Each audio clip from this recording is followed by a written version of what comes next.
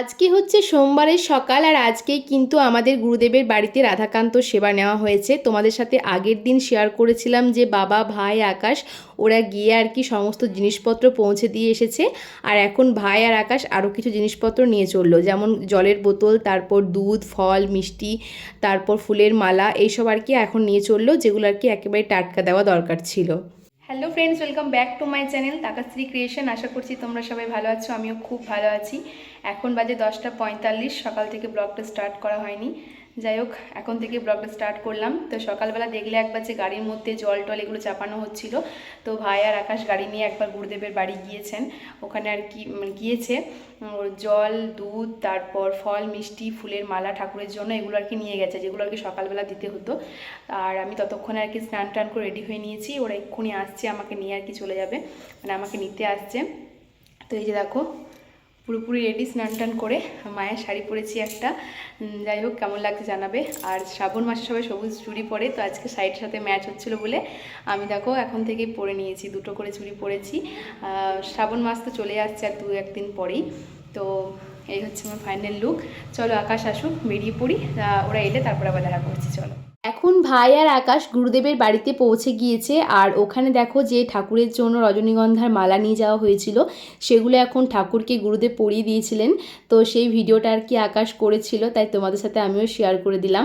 আর তারপরে আরও একটা জিনিস, ফুলের মালাগুলো যখন আর কি ভাই আনলো আমাদের বাড়িতে, তখন কিন্তু আমি একবার শেয়ার করেছিলাম, মানে শেয়ার করতে চেয়েছিলাম, কিন্তু কি বলো তো, আমি না মানে প্রত্যেকটা মালারই ভিডিও করেছিলাম, কিন্তু দেখছি তারপরে যে ভিডিওটার ক্লিপটা আর কি আমি অনই করিনি, মানে ভিডিওটাকে অনই হয়নি।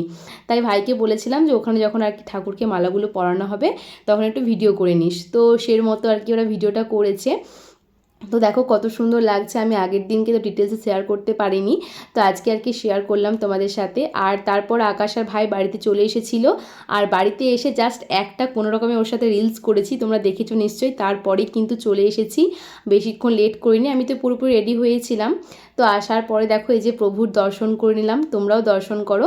আর এখন ওই 11:30 মতো বাজে, প্রভুকে কিন্তু ভোগ নিবেদন করা হয়ে গেছে।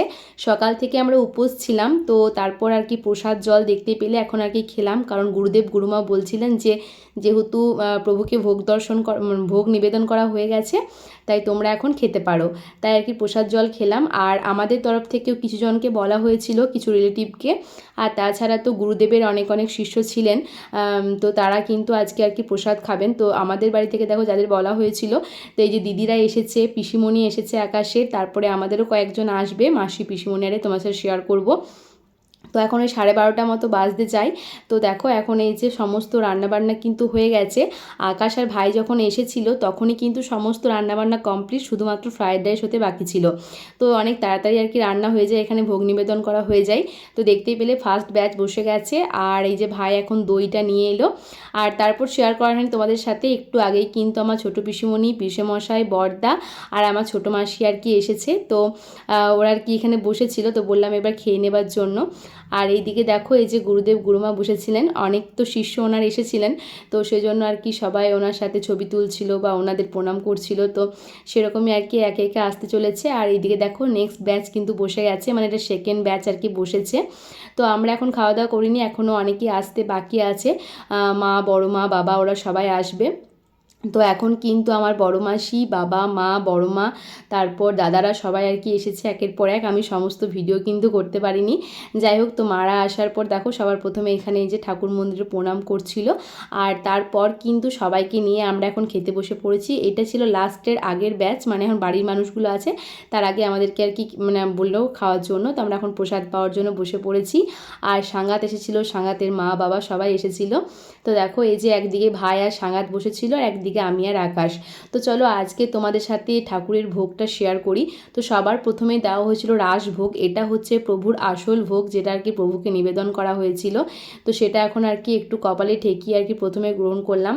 আর সত্যি কথাই ঠাকুরের প্রসাদের মানে মানে কি বলবো, কিছু বলার নেই, মানে অতুলনীয় স্বাদ।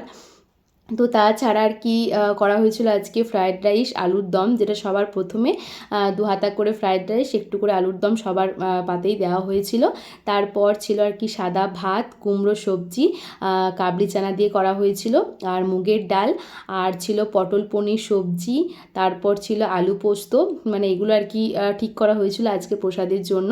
দেখো এই যে এখন আলু পোস্ত পড়ে গেছে, তারপরে যে পরমান্ন মানে পায়েস, চাটনি, আর শেষ পাতে একেবারেই ছিল দই, মিষ্টি, আম আর পাঁপড়। তো এই ছিল আজকের প্রসাদের আয়োজন। তো খুব সুন্দর খাওয়া দাওয়া হয়েছে, সমস্ত কিছু ঠিকঠাকভাবে পেরিয়েও গেছে, সবার মোটামুটি খাওয়া দাওয়া কমপ্লিট। আর এখন এই যে দেখো বাবা আর আমার পিসেমশাই আর আরেক বাবা, মানে 2 বাবার পিসেমশাই দেখো একই রকম জামা পরে এসেছিল। তো একটা বললাম যে একটা ছবি তুলি, তাই আর কি দাঁড় করালাম ওদের। আর এই জামাগুলো কিন্তু সেই রথের মেলা থেকে কিনে আনা হয়েছিল। পিসেমশাইয়ের জন্য পিসিমণি একটা নিয়েছিল, আর আমি তো 2 বাবার জন্য নিয়েছিলাম, তোমার সাথে শেয়ার করেছিলাম। তো সবাইকে আমি আজকে ফোন করে করে বলেছিলাম যে এই জামাগুলো পরে আসার জন্য। তো এসে পরে সবাই একে অপরকে দেখে আর কি অবাক হয়ে গেছে। যাই হোক, তারপর এখন বাড়ি চলে যাব, তার আগে একবার আর মানে প্রভুকে প্রণাম করে নিলাম। তো এখন দেখো এই যে বেরিয়ে পড়েছি। আমি প্রথমে আকাশের সাথে আসছিলাম, কিন্তু আমার শ্বশুরমশাইয়ের গাড়িটা একটু ডিস্টার্ব করছে, স্টার্ট নিচ্ছিল না, তাই আকাশ আমাকে আবার বাবার গাড়িতে চাপিয়ে দিয়ে ও এখন বাবার কাছে গেল আর কি গাড়িটা ঠিক করার জন্য। তো দেখো আমি এখন বাবার সাথে বাড়িতে চললাম। আর টিপ টিপ করে বৃষ্টিও পড়ছিল, আর রাস্তাটা না খুবই সুন্দর লাগছিল দেখতে, তাই একটু ভিডিও করতে করতে আসছিলাম। তো এখন দেখো এই যে বাড়িতে চলে এসেছি, বড়দা, পিসেমশাই, পিসিমণি সবাইকে নিয়ে এসেছি আমাদের বাড়িতে। তো এই যে দেখো সবাই এখন বসে বসে গল্প করছিলাম। আর তার কিছুক্ষণ পরেই তোমাদের সাথে শেয়ার করেছিলাম যে দাদা, দিদি, দীপা, টুসু সবাই তো এসেছে। তো দিদিকে বলেছিলাম, আগেই বলেছিলাম যে প্রসাদ খাওয়ার পর যেহেতু আমাদের বাড়ির সামনেই, তো আমাদের বাড়ি কিন্তু যাবে। তো দেখো এই যে এখন দিদি, দীপার সবাই এসেছে আমাদের বাড়িতে। আর ও তো এখন লজ্জায় লালই হয়ে যাচ্ছে, দীপা দেখতেই পাচ্ছ ওর হাসিটা কত সুন্দর দিচ্ছে। তো এখনও কিন্তু বাবা, আকাশ কেউ বাড়িতে আসেনি, গাড়িটা একেবারেই খারাপ হয়ে গেছে। এখন গাড়িটাকে আবার দড়ি দিয়ে বেঁধে গ্যারেজে নিয়ে যাওয়া হয়েছে, গাড়িটা সারতে টাইমও লাগবে। তো যে এরা এখানে বসেছিল, দিদিরা কিছুক্ষণ ছিল, 15 থেকে 20 মিনিট মতো ছিল। তো আমি তো ভেবেছিলাম বাবা, আকাশ আসবে আমাদের বাড়িতে, তারপর আমি আবার বাড়ি যাব, কিন্তু মানে কী করবো, এখন গ্যারেজে টাইম লাগবে।